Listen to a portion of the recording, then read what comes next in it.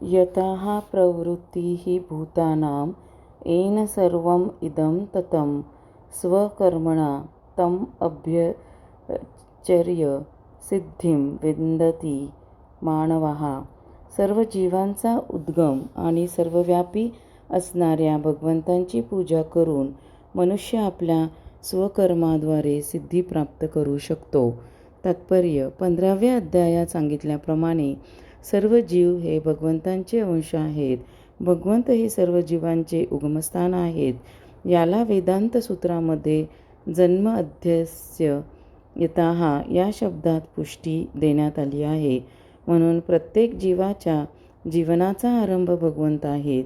7व्या अध्यायामध्ये सांगितल्याप्रमाणे भगवंतांनी आपल्या बहिरंगा आणि अंतरंगा या 2 शक्तीद्वारे सर्व काही व्यापले आहे.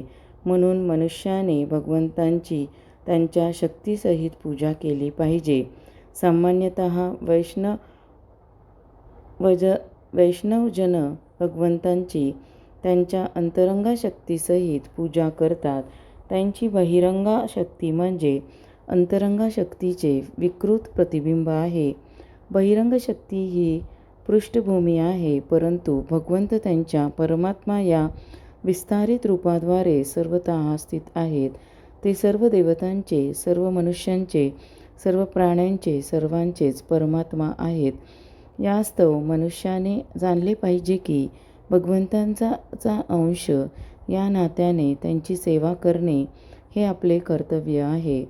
पूर्णतया कृष्णभावनाभावित होऊन भक्तीमध्ये प्रत्येकाने संलग्न झाले पाहिजे.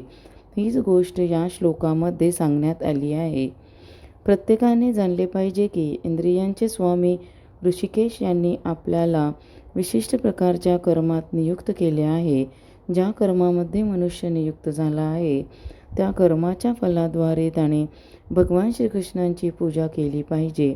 पूर्णपणे कृष्णभावनाभावित होऊन त्याने जर सदैव असा विचार केला तर भगवंतांच्या कृपेने तो सर्व गोष्टी तत्वतः जाणू शकतो. हीच जीवनाची सिद्धी होय. भगवद्गीतेत भगवंत सांगतात की तेष अहम समुद्धार्था. भगवंत स्वतः अशा भक्ताचा उद्धार करण्याचे उत्तरदायित्व घेतात. हीच जीवनाची परमोच्च संसिद्धी होय. मनुष्य कोणतेही कर्म करीत असला तरी तो जर भगवंतांची सेवा करीत असेल तर त्याला निश्चितच परमसिद्धी प्राप्त होईल. श्रेयान् स्वधर्माः विगुणः परधर्मात् सुअनुष्ठितात् स्वभावनियतं कर्म कुर्वन् न आप्नोति क्लेशम्. मनुष्याने आपल्याला प्राप्त झालेले कर्म सदोष रीतीने करणे हे परक्याचे कर्म स्वीकारून ते पूर्ण रीतीने करण्यापेक्षा अधिक श्रेयस्कर आहे. मनुष्याला त्याच्या स्वभावाला अनुसरून सांगण्यात आलेले कर्म हे कधीच पापाने प्रभावित होत नाही. तात्पर्य: मनुष्याच्या नियत कर्माचे अर्थात स्वधर्माचे विवेचन भगवद्गीतेमध्ये करण्यात आले आहे. पूर्वीच्या श्लोकामध्ये वर्णन केल्याप्रमाणे ब्राह्मण, क्षत्रिय, वैश्य आणि शूद्र यांच्या नियत कर्तव्यांचे विधान त्यांच्या विशिष्ट प्राकृतिक गुणांनुसार केले आहे. मनुष्याने दुसऱ्याच्या कर्माचे अनुकरण करू नये. जो मनुष्य स्वभावतः शूद्राकडून केल्या जाणाऱ्या कर्माकडे आकृष्ट होतो तो जरी ब्राह्मण कुळात जन्मलेला असला तरी स्वतः आपण ब्राह्मण आहोत असा खोटा दावा त्याने करू नये. याप्रमाणे मनुष्याने आपल्या स्वभावानुसार कर्म करावे. भगवत सेवेप्रित्यर्थ केलेले कोणतेही कर्म निंद्य नसते. ब्राह्मणांचे कर्म हे निश्चितच सत्वगुणी असते. म्हणून जो मनुष्य स्वभावतः सत्वगुणी नाही त्याने ब्राह्मणाच्या कर्माचे अनुकरण करू नये. क्षत्रियाला अनेक निषेध गोष्टी कराव्या लागतात. उदाहरणार्थ, शत्रूचा संहार करण्यासाठी हिंसक बनावे लागते आणि राजकीय मुत्सद्देगिरीचा भाग म्हणून कधीकधी असत्यही बोलावे लागते. असा दुटप्पीपणा आणि हिंसा हे राजकीय क्षेत्रामध्ये चालतेच. परंतु याचा अर्थ असा नाही की क्षत्रियाने आपले कर्तव्य सोडावे आणि ब्राह्मणाचे कर्तव्य करण्याचा प्रयत्न करावा. भगवंतांच्या संतुष्टीप्रित्यर्थ मनुष्याने कर्म केले पाहिजे. उदाहरणार्थ अर्जुन हा क्षत्रिय होता आणि विरुद्ध पक्षाशी लढण्यास तो कचरत होता, परंतु असे कर्म जर भगवान श्रीकृष्णांकरिता मिळविण्यासाठी व्यापाऱ्याला खोटे बोलावेच लागते आणि जर त्याने असे केले नाही तर त्याला नफा होणे शक्यच नाही. कधीकधी व्यापारी म्हणतो, अहो तुम्ही आमचे नेहमीचे गिऱ्हाईक आहात आणि तुमच्याकरिता म्हणून मी नफा घेत नाही. परंतु मनुष्याने जाणले पाहिजे की नफ्याशिवाय कोणताही व्यापारी जगू शकत नाही. म्हणून जर एखादा व्यापारी म्हणत असेल की आपण नफा घेत नाही तर ते असत्य बोलणे अनिवार्य समजले पाहिजे. व्यापाऱ्याला असे वाटता कामा नये की ज्या अर्थी मी जो व्यवसाय करतो त्यात खोटे बोलणे अनिवार्य आहे, त्या अर्थी आपण आपल्या व्यवसायाचा त्याग करावा आणि ब्राह्मणाचे कर्म करावे. असे करणे शास्त्रसंमत नाही. जर कोणी आपल्या कर्माद्वारे भगवंताची सेवा करीत असेल तर मग तो मनुष्य क्षत्रिय असो, वैश्य असो अथवा शूद्र असो, त्याला महत्त्व नाही. विविध प्रकारचे यज्ञ करणाऱ्या ब्राह्मणाला कधीकधी प्राण्यांची हिंसा करतात, कारण कधीकधी अशा यज्ञाकरिता पशुहिंसा करावी लागते. त्याचप्रमाणे स्वधर्मानुसार क्षत्रियाने जर शत्रूचा संहार केला तर त्यामुळे त्याला पाप लागत नाही. 3ऱ्या अध्यायामध्ये या विषयांचे स्पष्ट आणि विस्तृत वर्णन केले आहे.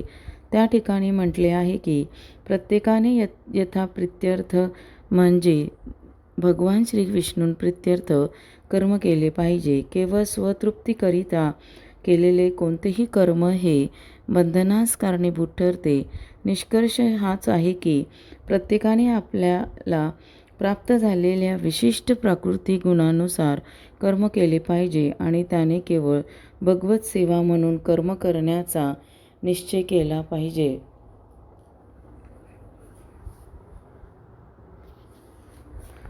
सहजम कर्म कौन्तेय सदोषम अपि न त्यजेत सर्व आरंभा हि दोषेन धूमेन अग्निः इव आवृताः. ज्याप्रमाणे धुराने अग्नी आवृत झालेला असतो त्याप्रमाणे सर्व प्रयत्न कोणत्या ना कोणत्या दोषाने व्यापलेले असतात. म्हणून हे कौन्तेया, मनुष्याने आपल्या स्वभावापासून उत्पन्न झालेले कर्म जरी दोषयुक्त असले तरी त्या कर्माचा त्याग करू नये. तात्पर्य: बद्धावस्थेमध्ये सर्व प्रकारचे कर्म प्राकृतिक गुणांद्वारे दूषित झालेले असते. एखादा जरी ब्राह्मण असला तरी यज्ञ करतेवेळी त्याला पशुहिंसा करणे भागच असते. त्याचप्रमाणे एखादा क्षत्रिय कितीही सदाचारी असला तरी त्याला शत्रूशी युद्ध करावेच लागते. कोणत्याही परिस्थितीत तो युद्ध टाळू शकत नाही. त्याचप्रमाणे व्यापारी कितीही सदाचारी असला तरी व्यापार टिकवून ठेवण्यासाठी त्याला आपला नफा गुप्तच ठेवावा लागतो किंवा कधीकधी काळा बाजारही करावा लागतो. या गोष्टी आवश्यक आहेत आणि त्याला टाळणे शक्य नाही. त्याप्रमाणे शूद्राने जरी त्याचा धनी वाईट असला आणि धन्याने दिलेल्या आज्ञा जरी अयोग्य असली तरी त्याला धन्याची आज्ञा पाळावीच लागते. असे दोष असले तरी मनुष्याने आपले नियत कर्म सुरूच ठेवले पाहिजे, कारण नियत कर्म हे त्याच्या स्वभावानुसार उत्पन्न होते. या ठिकाणी एक सुंदर दृष्टांत देण्यात आला आहे. अग्नी हा जरी मूळतः शुद्ध असला तरी त्यामध्ये धूर असतोच. तरीही धुरामुळे अग्नी अशुद्ध होत नाही. अग्नीमध्ये जरी धूर असला तरी सर्व तत्वांमध्ये अग्नीलाच सर्वाधिक शुद्ध तत्व मानले जाते. एखाद्या क्षत्रियाने जर आपले क्षत्रिय कर्म त्यागून ब्राह्मणाचे कर्म करण्याचे ठरविले तर ब्राह्मणी कर्मामध्ये मुळीच दोष नाहीत असे आश्वासन त्याला कोणीही देऊ शकत नाही. यावरून मनुष्य निष्कर्ष काढू शकतो की या भौतिक जगतामध्ये कोणीच प्राकृतिक दोषांपासून मुक्त असू शकत नाही. या संदर्भात अग्नी व धुराचे उदाहरण समर्पकच आहे. हिवाळ्यात अग्नीतून एखादा दगड बाहेर काढीत असताना मनुष्याच्या डोळ्यांना आणि इतर अवयवांना कधीकधी त्रास होतो, परंतु अशा त्रासदायक स्थितीतही मनुष्याला अग्नीचा उपयोग करावाच लागतो. त्याचप्रमाणे आपल्या स्वाभाविक कर्मात काही कष्टदायक गोष्टी असल्या तरी मनुष्याने त्या स्वाभाविक कर्माचा त्याग करू नये. या उलट कृष्णभावना भावित होऊन केलेल्या नियतकर्माद्वारे भगवंतांची सेवा करण्याचा मनुष्याने दृढ निश्चय केला पाहिजे. हीच खरी सिद्धी होय. भगवंतांच्या संतुष्टीप्रित्यर्थ जेव्हा विशिष्ट प्रकारचे स्वाभाविक कर्म केले जाते तेव्हा त्या विशिष्ट स्वाभाविक कर्मामधील सर्व दोषांची शुद्धी होते. याप्रमाणे जेव्हा कर्मफल भक्तियोगामध्ये नियुक्त केल्याने त्याचे शुद्धीकरण होते तेव्हा मनुष्य अंतरात्मा पाहू शकतो आणि हाच आत्मसाक्षात्कार होय. असक्त बुद्धी सर्वत्र जित आत्मा विगत स्पृहा नैष्कर्मप्य सिद्धिं परमाम संन्यासेन अधिगच्छति. जो आत्मसंयमी अनासक्त आहे आणि जो सर्व प्राकृत भोगांना तुच्छ लेखतो तो संन्यासाद्वारे कर्मबंधनातून मुक्तता देणारी परमोच्च परिपूर्ण अवस्था प्राप्त करतो. तात्पर्य: वास्तविक संन्यास म्हणजे आपण भगवंतांचे अंश आहोत व त्यामुळे आपल्याला आपल्या कर्मफलांचा उपभोग घेण्याचा मुळीच अधिकार नाही हे जाणणे होय. जीव हा भगवंतांचा अंश असल्यामुळे त्याच्या कर्माच्या फळांचा उपभोग भगवंतांनीच घेतला पाहिजे, हीच वास्तविक कृष्णभावना होय. कृष्णभावनाभावित कर्म करणारा मनुष्य खरोखरच संन्यासी असतो. अशा भावनेमुळे मनुष्य संतुष्ट राहतो, कारण तो वास्तविकपणे भगवंताप्रित्यर्थच कर्म करीत असतो. याप्रमाणे तो कोणत्याही भौतिक गोष्टीवर आसक्त नसतो. भगवत सेवेद्वारे प्राप्त होणाऱ्या आनंदाव्यतिरिक्त इतर कोणत्याही गोष्टीत आनंदप्राप्ती करण्याचा प्रयत्न तो करीत नाही. संन्याशाने आपल्या पूर्वकर्मापासून मुक्त असले पाहिजे, परंतु जो कृष्णभावनाभावित मनुष्य असतो त्याला या मुक्तीची अवस्था तथाकथित संन्यासाश्रमाचा स्वीकार न करताही प्राप्त होते. मनाच्या या अवस्थेलाच योगारूढ अवस्था असे म्हटले जाते. 3ऱ्या अध्यायात ही गोष्ट प्रमाणित केली आहे. यत्स्वात्मरतिरेव स्यात्. जो मनुष्य स्वतःमध्येच तृप्त असतो त्याला आपल्या कर्माच्या फळाचे कोणत्याही प्रकारचे भय नसते. सिद्धिं प्राप्तः यथा ब्रह्म तथा आप्नोति निबोध मे समासेन एव कौन्तेय निष्ठा ज्ञानस्य या परा. हे कौन्तेया, ज्या मनुष्याने या सिद्धीची प्राप्ती केली आहे तो सर्वोच्च ज्ञानाची परमसिद्धावस्था अर्थात ब्रह्मावस्था कशा पद्धतीने प्राप्त करू शकतो ते माझ्याकडून जाण. याचे आता मी तुला संक्षेपाने वर्णन करून सांगतो. तात्पर्य: केवळ भगवंताकरिताच आपले नियत कर्तव्य कर्म केल्याने मनुष्याला परमसिद्धावस्था कशी प्राप्त करता येते ते भगवंत अर्जुनाला सांगत आहेत. भगवंतांच्या संतुष्टीप्रित्यर्थ केवळ आपल्या कर्मफलाचा त्याग केल्याने मनुष्याला परमोच्च परिपूर्ण ब्रह्मावस्था प्राप्त होते. हाच आत्मसाक्षात्काराचा मार्ग आहे.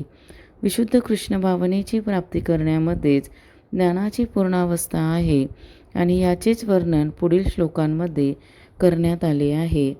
बुद्ध्या विशुद्ध्या युक्तः धृत्या आत्मनः नियम च शब्दः अदीन विषयान् त्यक्त्वा रागद्वेषो व्यदस्य च विविक्तसेवी लघु आशी यत वाक् काय मानसाः ध्यानः योगपराः नित्यं वैराग्यं सम उपाश्रिताः अहंकारं बलं दर्पं कामं क्रोधं परिग्रहं विमुच्य निर्ममः शांतः ब्रह्मभूयाय कल्पते.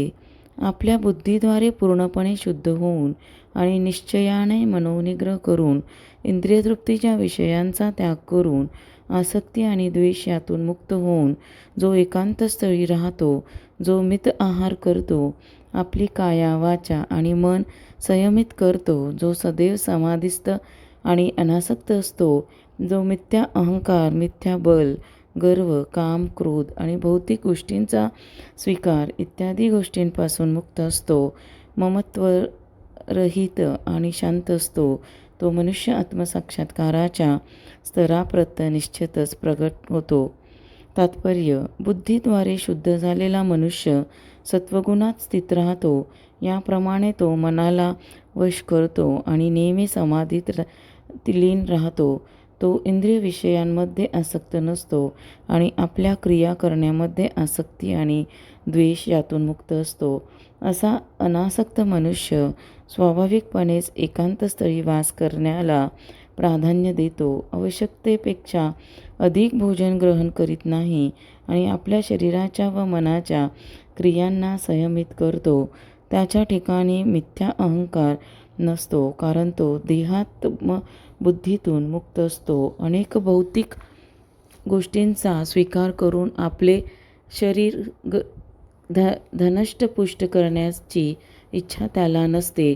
त्याच्या ठायी देहात्मबुद्धी नसल्यामुळे तो गर्विष्ठ नसतो. भगवत कृपेने प्राप्त झालेल्या गोष्टीतच तो समाधानी राहतो आणि इंद्रिय तृप्तीच्या अभावी क्रोधित होत नाही. तसेच तो इंद्रिय विषयांच्या प्राप्तीकरिता धडपड करीत नाही. याप्रमाणे तो जेव्हा मिथ्या अहंकारापासून पूर्णपणे मुक्त होतो तेव्हा सर्व भौतिक गोष्टीपासून अनासक्त होतो आणि हीच ब्रह्म साक्षात्काराची अवस्था होय. या अवस्थेलाच ब्रह्मभूत स्थिती असे म्हटले जाते. देहात्मबुद्धीतून मुक्त झाल्यावर तो शांत होतो आणि कोणत्याही प्रकारे प्रक्षुब्ध होत नाही. याचे वर्णन भगवद्गीतेत करण्यात आले आहे. आपूर्यम अणमचलप्रतिष्ठं समुद्रम आप प्रविशन्ति यद्वत् तद्वत् कामायं प्रविशन्ति सर्वे स शांतिम अपनोति न काममामी. ज्याप्रमाणे समुद्र हा नेहमी भरत असूनही शांत असतो, त्याप्रमाणे जो मनुष्य समुद्रात अव्याहतपणे प्रवेश करणाऱ्या नद्यारूपी इच्छांच्या प्रवाहाने विचलित होत नाही, तोच केवळ शांती प्राप्त करू शकतो. जो मनुष्य अशा इच्छा तृप्त करण्यासाठी झगडतो त्याला शांती प्राप्त होत नाही.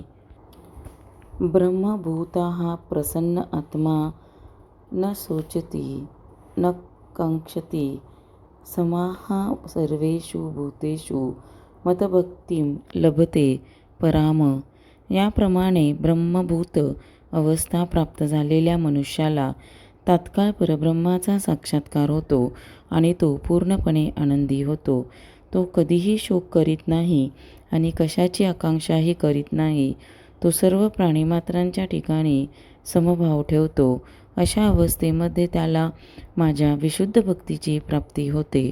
तात्पर्य: निर्विशेष वाद्यांसाठी ब्रह्मभूत अवस्थेची प्राप्ती करणे अर्थात ब्रह्मामध्ये विलीन होणे हेच परमलक्ष्य असते. परंतु साकार वाद्यांसाठी किंवा शुद्ध भक्तांसाठी विशुद्ध भक्तींमध्ये संलग्न होण्यासाठी अधिक प्रगती करावी लागते. याचा अर्थ आहे की जो विशुद्ध भक्तीमध्ये संलग्न झालेला आहे त्याने ब्रह्मभूत अवस्था अर्थात ब्रह्माशी एकरूप होण्याची अवस्था पूर्वीच प्राप्त केली आहे. ब्रह्माशी एकरूप झाल्याविना भगवत सेवा करता येत नाही. ब्रह्मस्तरावर सेवक आणि सेव्य यांच्यामध्ये भेद नसतो, परंतु तरीही उच्चतर आध्यात्मिक दृष्टीने भेद राहतो. देहात्मबुद्धीने मनुष्य जेव्हा इंद्रिय तृप्त्यर्थ कर्म करतो तेव्हा ते कर्म दुःखाला कारण होते. परंतु आध्यात्मिक जगतामध्ये मनुष्य जेव्हा भक्तीमध्ये संलग्न होतो तेव्हा दुःखाचा प्रश्नच उद्भवत नाही. कृष्ण भावनामयी भक्ताला शोक किंवा आकांक्षा करण्यासारखी कोणतीही गोष्ट नसते. परमेश्वर परिपूर्ण असल्यामुळे कृष्ण भावना भावित होऊन परमेश्वराच्या सेवेमध्ये युक्त झालेला जीवही स्वतःमध्ये पूर्ण होतो. तो गढूळ पाणी स्वच्छ झालेल्या एखाद्या नदीप्रमाणे असतो. शुद्ध भक्त कृष्ण चिंतनाव्यतिरिक्त इतर काही करीत नसल्यामुळे तो स्वाभाविकच सदैव आनंदी असतो. भगवत सेवेमध्ये भक्त हा परिपूर्ण असल्याकारणाने तो कोणत्याही भौतिक हानीमुळे दुःखी होत नाही किंवा कोणत्याही भौतिक लाभाची आकांक्षा करीत नाही. त्याला विषय उपयोगाची मुळीच इच्छा नसते, कारण तो जाणतो की प्रत्येक जीव हा भगवंताचा अंश असल्यामुळे तो भगवंताचा नित्यदास आहे. या भौतिक जगतामध्ये तो कोणालाही श्रेष्ठ किंवा कनिष्ठ म्हणून पाहत नाही. या उच्च नीच अवस्था ब्रह्म व क्षणभंगूर आहेत आणि भक्ताला क्षणभंगूर गोष्टींच्या उद्भव विनाशाशी मुळीच कर्तव्य नसते. त्याच्या दृष्टीने सोन्यालाही दगडा इतकीच किंमत असते. हीच ब्रह्मभूत अवस्था होय आणि शुद्ध भक्ताला या स्थितीची सहजपणे प्राप्ती होते. अशा अवस्थेमध्ये परब्रह्माशी एकरूप होऊन स्वतःचे स्वरूप त्यामध्ये विलीन करण्याची संकल्पना ही नरकतुल्य बनते. स्वर्गलोकांची प्राप्ती करण्याची कल्पना भ्रामक वाटते आणि इंद्रिये ही दात नसलेल्या सर्पाप्रमाणे बनतात.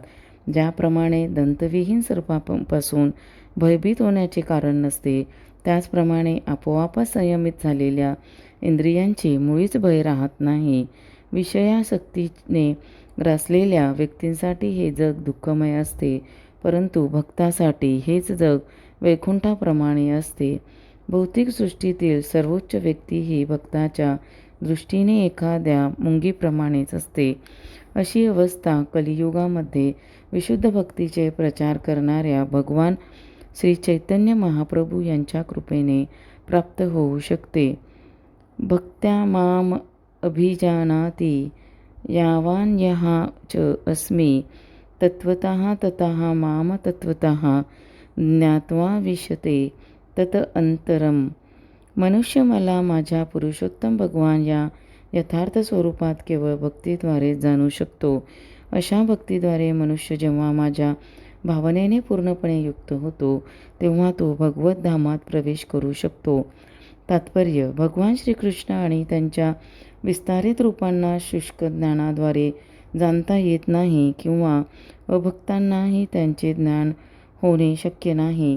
जर कोणाला भगवंतांना जाणून घेण्याची इच्छा असेल तर त्याने शुद्ध भक्ताच्या मार्गदर्शनाखाली भक्तीचा स्वीकार केला पाहिजे. अन्यथा भगवंत तत्त्व नेहमी गुप्तच राहते. भगवद्गीतेमध्ये सांगितल्याप्रमाणे न अहम प्रकाशः सर्वस्य. भगवंत सर्वांनाच प्रकट होत नाहीत. केवळ प्रकांड पांडित्य आणि तर्काद्वारे मनुष्य परमेश्वराला जाणू शकत नाही.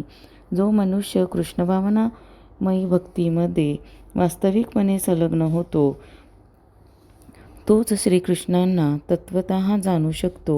या बाबतीत विश्वविद्यालयीन पदव्या मुळीच उपयोगाच्या नाहीत. जो मनुष्य कृष्णतत्त्व पूर्णपणे जाणतो, तो श्रीकृष्णांच्या दिव्य आध्यात्मिक लोकात प्रवेश करण्यास पात्र होतो. ब्रह्मभूत होणे म्हणजे जीवाने आपले स्वरूप नष्ट करणे नव्हे. भक्ती ही असतेच आणि भक्ती असणे म्हणजेच परमेश्वर भक्त आणि भक्तीचा विधी होय. असे ज्ञान मुक्तीनंतरही नष्ट होत नाही. मुक्ती म्हणजे देहात्म बुद्धीतून मुक्त होणे होय. आध्यात्मिक जीवनामध्येही भेद असतोच, परंतु हा भेद किंवा व्यक्तित्व हे विशुद्ध कृष्णभावनामय असते. विशते अर्थात माझ्यामध्ये प्रवेश करतो या शब्दाचा कोणीही असा गैरअर्थ काढू नये की जीव हा निर्विशेष ब्रह्मामध्ये विलीन होतो. या अद्वैतवादाच्या सिद्धांताचे हा शब्द समर्थन करतो. तर विशते म्हणजे जीव आपल्या स्वरूपस्थित भगवंतांच्या सहवासात राहण्याकरिता आणि भगवंतांची सेवा करण्याकरिता भगवद्धामात प्रवेश करू शकतो. उदाहरणार्थ, एखादा हिरव्या रंगाचा पक्षी एखाद्या वृक्षावर त्याच्याशी एकरूप होण्याकरिता नव्हे, तर त्या वृक्षाची फळे चाखण्याकरिता बसतो. निर्विशेषवादी हे सामान्यतःपणे सागरात वाहत येणाऱ्या व सागरातच विलीन होणाऱ्या नदीचे उदाहरण देतात. निर्विशेषवाद्यांना हे उदाहरण म्हणजे एक आनंदाचा विषय वाटत असेल, परंतु साकारवादी आपले स्वरूप सागरातील जलचराप्रमाणे आहे असे ठेवतात. जर आपण सागरात खोलवर गेलो तर तेथे आपल्याला अनेक जीव आढळतील. सागराच्या केवळ पृष्ठभागाचे ज्ञान पुरेसे नाही, तर सागरामध्ये खोलवर राहणाऱ्या जलचरांचेही पूर्ण ज्ञान असणे आवश्यक आहे. आपल्या विशुद्ध भक्तीमुळे भक्त हा भगवंताचे दिव्य गुण आणि दिव्य ऐश्वर्य तत्त्वतः जाणू शकतो. 11व्या अध्यायात सांगितल्याप्रमाणे केवळ भक्तियोगानेच भगवंताचे ज्ञान होऊ शकते. याच गोष्टीची पुन्हा पुनरावृत्ती या ठिकाणी करताना सांगण्यात आले आहे की मनुष्य भक्तीद्वारे भगवंतांना जाणू शकतो आणि त्यांच्या धामामध्ये प्रवेश करू शकतो. देहात्मबुद्धीतून मुक्त होऊन ब्रह्मभूत अवस्था प्राप्त झाल्यावर मनुष्याच्या भक्तीचा प्रारंभ भगवतकथांचे श्रवण केल्याने होतो. जेव्हा मनुष्य भगवतलीला श्रवण केल्यावर आपोआपच ब्रह्मभूत अवस्था प्राप्त होते आणि इंद्रिय तृप्ती करणारे काम, क्रोध आदी प्राकृत दोष नाहीसे होतात. भक्ताच्या हृदयातून जसजसा काम आणि लोभ नाहीसा होतो तसा तो भगवत सेवेमध्ये आसक्त होतो आणि अशा आसक्तीमुळे तो भौतिक कल्पशातून मुक्त होतो. जीवनाच्या या अवस्थेमध्ये तो भगवंतांना जाणू शकतो. श्रीमद भगवतातही हे सांगण्यात आले आहे. मुक्तीनंतरही भक्तियोगरूपी दिव्य सेवा चालूच राहते. वेदांत सूत्र याला पुष्टी देतात की अप्रायणात तत्रापि ही दृष्टमा, अर्थात मुक्तीनंतर ही भक्ती सुरूच असते. श्रीमद भागवतात वास्तविक भक्तियुक्त मुक्तीची व्याख्या करताना म्हटले आहे की जीवाने स्वरूपस्थितीमध्ये पुन्हा स्थित होणे म्हणजेच मुक्ती होय. जीवांच्या स्वरूपस्थितीचे पूर्वीच वर्णन करण्यात आले आहे की सर्व जीव भगवंतांचे अंश आहेत, म्हणून भगवंतांची सेवा करणे त्याची स्वरूपस्थिती हे होय. मुक्तीनंतरही या सेवेत कधीच खंड पडत नाही. जीवनासंबंधीच्या भ्रामक समजुतीमधून मुक्त होणे म्हणजे वास्तविक मुक्ती होय. सर्व कर्माणि अपि सदा कुर्वान् मत व्यपाश्रय मतप्रसादात् अवप्नोति शाश्वतं पदम अव्ययम्. माझा शुद्ध भक्त जरी सर्व प्रकारची कर्मे करीत असला तरी माझ्या आश्रयाखाली माझ्या कृपेने त्याला शाश्वत आणि अविनाशी धामाची प्राप्ती होते. तात्पर्य: मद व्यपआश्रयः म्हणजे भगवंताच्या आश्रयाखाली होय. भौतिक कल्मशातून मुक्त होण्यासाठी शुद्ध भक्त भगवंतांच्या किंवा भगवंताच्या प्रतिनिधीच्या अर्थात आध्यात्मिक गुरूच्या मार्गदर्शनाखाली कर्म करतो. शुद्ध भक्तासाठी कालमर्यादेचे बंधन नसते. तो सदैव केवळ भगवंताच्या मार्गदर्शनाखाली कर्म करण्यात संलग्न झालेला असतो. याप्रमाणे जो भक्त कृष्ण भावनेमध्ये अशा रीतीने संलग्न झालेला असतो त्याच्याविषयी भगवंत अत्यंत दयाळू असतात. कितीही संकटे असली तरी शेवटी त्याला दिव्यधामाची अर्थात कृष्णलोकाची प्राप्ती होते. याचा कृष्णलोकामधील प्रवेश निश्चित असतो, यात काही संदेह नाही. त्या परमधामामध्ये परिवर्तनाचा प्रश्नच उद्भवत नाही. तेथील सर्व काही सच्चिदानंदमय असते. चेतसा सर्व कर्माणि कर्मे मयि संन्यासस्य मत पराः बुद्धियोगम उपश्रित्य मत चित्तः सततं भव. सर्व कर्मामध्ये माझाच आश्रय घे आणि सदैव माझ्या संरक्षणाखाली कर्म कर. अशा भक्तियोगामध्ये पूर्णतया माझ्या भावनेने युक्त हो. तात्पर्य: जेव्हा मनुष्य कृष्ण भावनायुक्त कर्मे करीत असतो तेव्हा तो जगताचा स्वामी या भावनेने कर्मे करीत नसतो. एखाद्या सेवकाप्रमाणेच मनुष्याने पूर्णपणे भगवंतांच्या मार्गदर्शनानुसार कर्म केले पाहिजे. एखाद्या सेवकाला वैयक्तिक स्वातंत्र्य नसते व तो केवळ स्वामीच्या आज्ञेनुसार कार्य करतो. सर्वश्रेष्ठ स्वामीच्या आज्ञेनुसार कार्य करणारा सेवक लाभ अथवा हानी यांद्वारे प्रभावित होत नाही. तो केवळ आपल्या कर्तव्यांचे भगवंतांच्या आज्ञेनुसार निष्ठेने पालन करतो. आता एखादा मनुष्य तर्कवाद करील की साक्षात श्रीकृष्णांच्या मार्गदर्शनाखाली अर्जुन कर्म करीत होता, परंतु जेव्हा श्रीकृष्णांची अनुपस्थिती असते तेव्हा मनुष्याने कसे कर्म करावे गीतेमध्ये सांगितलेल्या आदेशानुसार आणि श्रीकृष्णांच्या प्रतिनिधीच्या मार्गदर्शनाखाली जर मनुष्याने कर्म केले तर त्यालाही अर्जुनाप्रमाणेच श्रीकृष्णांचे व्यक्तिगत मार्गदर्शन लाभू शकते. या श्लोकामधील मत पर हा शब्द अत्यंत महत्त्वपूर्ण आहे. हा शब्द दर्शवितो की श्रीकृष्णांच्या संतुष्टीकरिता कृष्णभावना भावित होऊन कर्म केल्या वाचून मनुष्याला दुसरे कोणतेही ध्येय जीवनात असू शकत नाही. अशा प्रकारचे कर्म करतेवेळी केवळ कृष्णचिंतन केले पाहिजे. असा विचार केला पाहिजे की श्रीकृष्णाने मला या विशिष्ट कर्तव्याचे पालन करण्याकरिता नियुक्त केले आहे. अशा रीतीने कर्म करताना मनुष्याला स्वाभाविकतःच कृष्णचिंतन करावे लागते. हीच परिपूर्ण कृष्णभावना होय. तथापि मनुष्याने ध्यानात ठेवले पाहिजे की लहरी खातर त्याने वाटेल तसे कर्म करून त्याचे फळ भगवंतांना अर्पण करू नये. अशा प्रकारचे कर्म हे कृष्णभावना भावित असू शकत नाही. त्याने श्रीकृष्णांच्या आदेशानुसार कर्म केले पाहिजेत. हा अत्यंत महत्त्वपूर्ण असा मुद्दा आहे. श्रीकृष्णांचा आदेश हा आध्यात्मिक गुरूंद्वारे गुरुशिष्य परंपरेतून प्राप्त होतो. यास्तव आध्यात्मिक गुरुची आज्ञा ही शिरोधार्य मानली पाहिजे. जर मनुष्याला प्रमाणित आध्यात्मिक गुरुची प्राप्ती झाली आणि त्याने जर त्यांच्या आदेशानुसार कर्म केले तर त्याची कृष्णभावनेची सिद्धी ही सुनिश्चित आहे. मतसित्ता हा सर्व दुर्गाणी मतप्रसादात तरिष्यसि अथ चेत त्वम अहंकारात न श्रोष्यसि विनक्ष्यसि. जर तू माझ्या भावनेने युक्त झालास तर माझ्या कृपेने तू बद्ध जीवनातील सर्व संकटे पार करशील. तथापि जर तू अशा भावनेमध्ये कर्म न करता व अहंकाराने माझी न ऐकता कर्म केलेस तर नाश पावशील. तात्पर्य: कृष्णभावना भावित मनुष्य हा आपली जीवनावश्यक कर्तव्ये पार पाडित असताना कर्तव्यांबद्दल व्यर्थ चिंता करीत नाही. या प्रकारची चिंता मुक्तता मूर्ख लोक जाणू शकत नाहीत. जो कृष्णभावनामय होऊन कर्म करतो त्याचे भगवान श्रीकृष्ण जिवलग सखा होतात.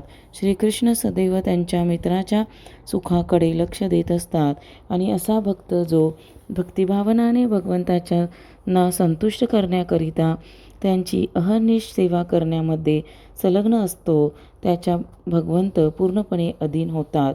म्हणून मनुष्याने अहंकारयुक्त देहाबुद्धीच्या आहारी जाऊ नये. मनुष्याने मूर्खपणाने समजू नये की आपण प्राकृतिक नियमांच्या अतीत आहोत किंवा आपण कोणत्याही प्रकारचे कर्म करण्यास स्वतंत्र आहोत. मनुष्य सर्व परिस्थितीत प्रकृतीच्या कठोर नियमाच्या अधीन असतो, परंतु जेव्हा तो कृष्णभावना भावित कर्म करतो तेव्हा तो सर्व भौतिक जंजाळातून मुक्त होतो. त्याने निश्चितपणे जाणले पाहिजे की तो कृष्णभावनेमध्ये सक्रिय नाही. तो जन्ममृत्यूरूपी भवसागराच्या भोवऱ्यात स्वतःचा नाश करीत आहे.